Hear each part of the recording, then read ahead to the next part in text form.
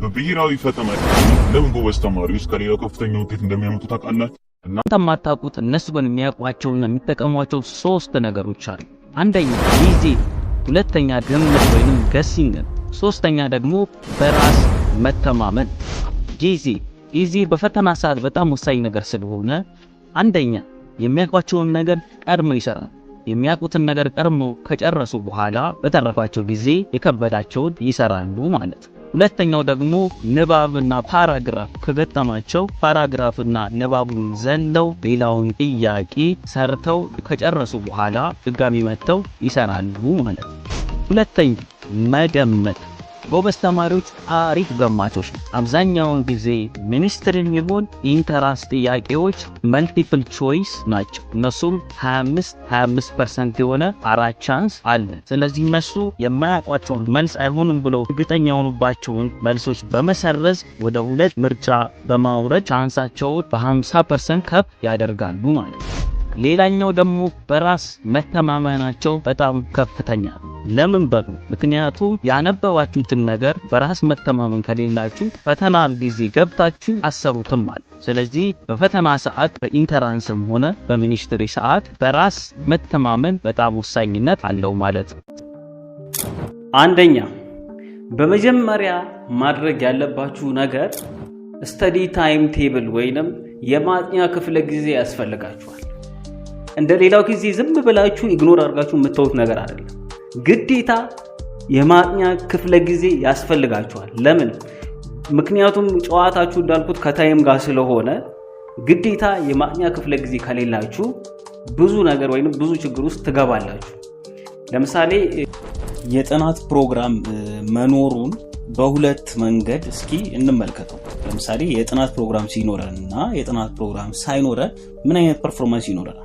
የመጀመሪያ የሚሆነው በቀን አሁን የጥናት ፕሮግራም ሲኖረን በቀን ምን ያህል ማንበብ እንዳለብን እናውቃለን። ለምሳሌ 2 ሰዓት ወይ 3 ሰዓት ይሆናል በቀን። ስለዚህ በቀን ያቺን ያህል ሰዓት እያነበብን እስከ ፈተናው መጨረሻ ጊዜ አንድ አይነት የሆነ ልክ ግራፍ ላይ እንደምታዩት አንድ አይነት የሆነ ያጠናን ስታይል ይኖረናል ማለት ነው። ሳይኖርን ሲቀር ደግሞ ምን ይሆናል? እንደ ፍላጎታችን ነው የምናነበው። ለምሳሌ በአንድ ቀን 1 ሰዓት ወይ 30 ደቂቃ ወይ አንድ ጊዜ ደግሞ 4 ሰዓት ሊሆን ይችላል። ስለዚህ ምን ይሆናል? እንደዚህ አይነት ነገር ምን አይነት ችግር ያመጣል? በመጀመሪያው አካባቢ እንዘናጋና ልክ ፈተናው 1 ወር 2 ሳምንት ምናምን ሲቀረው ነው በጣም ቴንሽን ውስጥ ገብተን ከፍተኛ የሆነ ማጥናት የምንሄደው። ይህ ነገር ደግሞ በኋላ ላይ ምን ይሆናል? ይጎዳናል ማለት ነው። ሌላኛው ደግሞ የጥናት ፕሮግራም ሲኖረን የሆነ ትምህርት በሆነ ታይም ዴድ ላይ መጨረስ እንዳለብን እናውቃለን። ለምሳሌ የሰጠነው ያንን ትምህርት በአንድ ወር ውስጥ መጨረስ ከሆነ በአንድ ወር ውስጥ አይምሯችን ፕራይም ስለሚሆን ይጨርሳል ማለት ነው። በሌላኛው ግን ከሌለን የጥናት ፕሮግራም ካላስቀመጥንለት ዝም ብለን እያነበብን ነው የምንቀጥለው ማለት ነው። ታይም ሊሚት አይኖረውም። ወይ ፍጥነት አንጨምርም ወይ በዛው ኮንስታንት ሆነ አካይ ስለምንሄድ ችግር ያመጣል ማለት ነው። ሌላኛው ደግሞ ይህ የታይም ቴብል ማስቀመጣችን በስርዓት የተደራጀን እንድንሆን ያደርገናል ማለት ነው። ማለትም የራሳችንን ጎል ስትራቴጂክ ሆነን እንድንሰራና ውጤታማ እንድንሆን ያደርገናል ማለት ነው። ይህም ምንድነው? እያንዳንዱን ትምህርት እየጨረስን ባዮሎጂን ጨረስን፣ ከዛ ፊዚክስን ጨረስን እያለን ኮንፊደንሳችንም እንደዛው ይሄዳል ማለት ነው። ከሌለን ግን የተዘበራረቀ ያጠናን ስታይል ስለምንከተል አንዱን ትምህርት ሳንጨርስ ወደ አንደኛው አንዱን ትምህርት ሳንጨርስ ወደ አንደኛው ይሄድን መጨረሻ ላይ የትኛውንም ትምህርት ሳንጨርስ ኮንፊደንሳችን ሎ ይሆናል ማለት ነው። ስለዚህ ከዚህ ሁሉ ነገር ይጠብቀናል ማለት ነው። ስለዚህ የጥናት ፕሮግራም ቢያንስ በቀን 2 ሰዓት እስከ 3 ሰዓት ወይንም ከዛም በላይ እንደ አቅማችን ብንመድብና ብናወጣ የተሻለ ይሆናል ማለት ነው። የጥናት ፕሮግራማችሁን ካወጣችሁ በኋላ በሁለተኛ ማድረግ ያለባችሁ ነገር ከቨር ማድረግ ያለባችሁን ፖርሽኖች ማወቅ አለባችሁ። ማለትም ለምሳሌ 12ኛ ክፍል ከሆናችሁ ከ9 እስከ 12ኛ ክፍል ያለው አጠቃላይ ፖርሽን ወይንም የምትወስዷቸው የዩኒቶች ብዛት ልታውቋቸው ይገባል። ምንም ብዙ ቢሆንም ልታውቋቸው ይገባል። 8ኞችም እንደዛው የሚመጣበትን ፖርሽን አጠቃላይ ኦቨርቪው ሊኖራችሁ ይገባል ማለት ነው። ግዴታ ለምን መሰላችሁ? አእምሯችን አጠቃላይ ቁልጭ አድርገን ስናስቀምጥለት ምን ያህል ፖርሽን ከቨር ማድረግ እንዳለበትና ምን ያህል ስራ እንደሚጠብቀው አእምሯችን ራሱ ይገነዘባል ማለት ነው። ፕላስ ደግሞ በኋላ የሚጠቅማችሁንም ነገር አሳያችኋለሁ ይሄኛውን። ስለዚህ አሁን ይህንን ማውጣታችን ምን ጥቅም አለው እና እንዴት እናውጣ የሚለውን እስኪ ደግሞ እንየው። የምንፈተናቸውን ትምህርቶች ዩኒቶቹን ደርድሮ ማውጣቱ ምንድነው ጥቅሙ? አንደኛ በአእምሯችን በአንድ በሁለት ወረቀት ቁልጭ አድርጎ የሚጠብቀንን ስራ እንድናይ ያደርጋል ማለት ነው። ያ ነገር ለምንድነው ለአእምሯችን ኢፌክቲቭ ያደርጋል። የሚጠብቀንም ስራ ወዲያው እናውቃለን ማለት ነው። በሁለተኛ ደረጃ ሊንክ ለማድረግና ለማንበብ ይጠቅመናል ማለት ነው። ሊንክ ማድረግ ማለት አንዱን ትምህርት ከአንዱን ክላስ ትምህርት ከሌላው ክላስ ትምህርት ጋር ለምሳሌ 12ን ከ11 ጋር ሊንክ እያደረግን እንድናነብ ያደርጋል። ከ9ኛ ክፍል ለምሳሌ የተማራችሁት 10ኛ ክፍል ላይ 10ኛ ክፍል የተማራችሁት 11ኛ ክፍል ሊደገም ይችላል። ሞር ሰፋ ተደርጎ ማለት ትምህርቱ ልክ እንደዛው እየሰፋ ስለሆነ የሚሄደው ምን እናረጋለን? ጨምቀን ዩኒት ላይ ፎከስ አድርገን በአንዴ አጠቃለን እናነባቸዋለን ማለት ነው። ስለዚህ ይህ በጣም ይጠቅመናል። ሶስተኛው ደግሞ የሚጠቅመን ነገር መጨረሻ በምናነብበት ጊዜ ልክ ስንጨርሳቸው ቲክ እያደረገ እንድንሄድ ያደርጋል። ይህ ምን ያደርጋል መሰላችሁ? መጨረሻ ላይ ቲክ አድርጋችሁ ስትሄዱ በኋላ ላይ እየተመለሳችሁ ፈተናው ጊዜ እየደረሰ ሲመጣ ስታዩት ኦልሬዲ ከቨር ማድረጋችሁን ታውቃላችሁ ማለት ነው። ያ ምንድነው? ሰልፍ ኮንፊደንሳችሁን እንዳልኩት እየጨመረው ይሄዳል ማለት ነው። ያ ራሱ ደግሞ ራሱን የቻለ ኢፌክት አለው ማለት ነው። ስለዚህ ርዕሶቹን በአንድ ወረቀት ላይ አውጥታችሁ እያንዳንዱን ሊንክ እያደረጋችሁ ብታዩት ጥሩ ነው ማለት ነው። የነዚህን ርዕሶች ሊስት ከነ ርዕሳቸው ካወጣን በኋላ ሶስተኛ ነገር የምናደርገው ጥያቄ ወደ መስራት ነው የምንገባው። አዎ ጥያቄ ወደ መስራት እዚህ ጋር ወሳኝ ነጥብ ነው።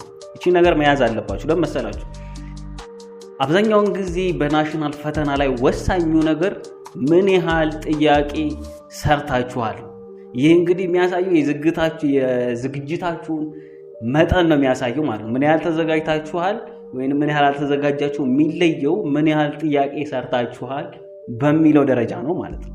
ስለዚህ ጥያቄ መስራታችን ያለውን ጥቅምና እንዴት ደግሞ ጥያቄ እንደምንዘጋጅ እስኪ አሁን ደግሞ እንይ። ጥያቄ መስራታችን የሚሰጠን ጥቅም ማለትም ንባብ ከመጀመራችን በፊት ጥያቄ መስራታችን የሚሰጠን ጥቅም አለ። ከነዚህ ውስጥም የመጀመሪያው ጥያቄ የሚወጣበትን ቦታ ይጠቁመናል ማለት ነው። ማለትም አሁን በአብዛኛውን ጊዜ አንድ አይነት የሆኑ ኤሪያዎች ነው በብዛት ናሽናል ፈተና ላይ ወይንም ኢንተራንስ ላይ የሚሆን ሚኒስትሪ ላይ የሚወጣው ማለት ነው። ስለዚህ እነዛን ቦታዎች ዳይሬክት እንድናገኝ ያደርገናል። አብዛኛው ተማሪ ከሚሰራው ስህተት ውስጥ አንዱ ዝም ብሎ ወደ ንባብ ይገባል። ከዛ ልክ በፈተናው ሰዓት ሲመጣ ጥያቄ መስራት ይጀምራል። ከዛ አዲስ ይሆንበታል ማለት ነው ጥያቄው። ይሄን ነገር አንብቤዋለሁ እንዴ አላነበብኩትም ብሎ መወዛገብ ይጀምራል ማለት ነው። ስለዚህ ምን መሆን አለበት? ጥያቄው መጀመሪያ ሰርተን ከዛ በኋላ ነው ማለት ነው ወደ ንባብ የምንገባው ማለት ነው። ሌላኛው ሁለተኛው ጥቅም ደግሞ ጥያቄ ያወጣጥ አይነቱን ማለትም ያጠያየቅ አይነቱን ያሳየናል። ለምሳሌ ክላስ ውስጥ ሆነ የምንፈተነው የጥያቄ አይነትና ናሽናል ላይ የሚመጣው የጥያቄ አይነት ይለያያል። ያጠያየቅ ስታይሉ ራሱ ማለት ነው። ስለዚህ ምን ማድረግ አለብን? እነዚህ አይነት ጥያቄዎች አይነት እየሰራ መለማመድ አለብን። ለምን ከምንሸወድ በኋላ ላይ ይጠብቀናል ማለት ነው። ሌላኛው ሶስተኛው ጥቅም ደግሞ ጥያቄ አብዛኛውን ጊዜ ይደገማል። በብዛት ጥያቄዎች ኦልሞስት በየአብዛኛው ጊዜ እስከ 25% ጊዜ የመደገም ቻንስ አላቸው፣ ይደገማሉ ማለት ነው ጥያቄዎች። በተጨማሪም ደግሞ መደገምም ብቻም ሳይሆን ከተቀየሩ ራሱ ከበፊቱ አይነት ተመሳሳይ የሆነ ያወጣጥ ዘዴ ናቸው። ለምሳሌ የተወሰነ ነገራቸው ቢቀየር ነው እንጂ ጥያቄዎቹ ተመሳሳይነት አላቸው ማለት ነው። ስለዚህ እነዛን ጥያቄዎች መስራታችን ምን ያደርገናል?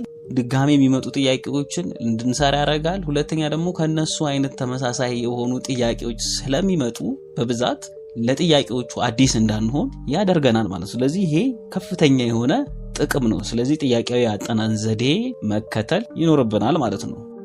አሁን እያንዳንዱን ጥያቄ ሰርተን እንዴት ማድረግ እንዳለብን አየን አይደል? አሁን ይሄንን ከጥያቄን ከሰራን በኋላ በአራተኛ ደረጃ ማድረግ ያለብን ነገር ፎከስ ኤሪያ ወይንም ትኩረት የምንሰጠውን ቦታ መለየት ነው ማለት ነው። ልክ ጥያቄውን ሰራን አይደል? አሁን እንዳልኳችሁ ቅድም ፎከስ የምናደርግበትን ቦታ ካወቅን በኋላ ምን ማድረግ አለብን? ሄደን እነዛ ቦታዎች ላይ ማንበብ ወይንም የራሳችን የሆነ በጣም ሾርት ኖቶችን ማውጣት ይጠበቅብናል ማለት ነው። ለምን እንደሚጠቅም ደግሞ እና እንዴት ደግሞ እንደምናወጣ እና ፎከስ እንደምናደርግ ደግሞ እስኪ እኔ አሁን ጥያቄዎችን ሰራን አይደለም? አሁን ፎከስ የሚደረግበትን ቦታ አወቅን። አሁን ምን እናደርጋለን? ከአንድ አይነት አካባቢ የሚወጡ ጥያቄዎችን እንሰበስብና እነዛን ጥያቄዎች እንመድባቸውና እየሄድን ቦታው ጋር እየሄድን ማንበብ ነው ማለት ነው። እንደዚህ በመናረግበት ጊዜ ምን ማድረግ አለብን? ከቶፕ ወደ ቦተም ነው መውረድ ያለብን። ማለትም ከቶፕ ግሬድ ወደ ታችኛው ግሬድ። ለምሳሌ ኢንተራንስ ከሆነ ከ12ኛ ክፍል ነው መጀመሪያ እየጨረሰ የምንሄደው።